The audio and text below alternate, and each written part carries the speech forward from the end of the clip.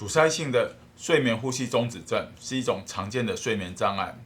当患者入睡的时候，因为喉咙的肌肉松弛导致呼吸的暂停，这样有可能导致打呼以及睡觉中频繁的醒过来，造成白天嗜睡的问题。更重要的，它会造成我们心脏方面的一个疾病以及中风的风险。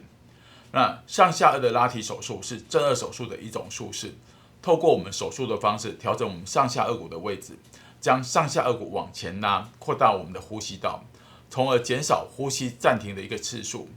如果您和你的家人有受到中度或者重度的一个阻塞性睡眠中止的一个困扰，上下颚拉提手术是一个还蛮有效的一个治疗选择。可以咨询专业的口腔颚面外科专科医师以及我们的睡眠中心团队，以了解是否适合这样的一个治疗方式。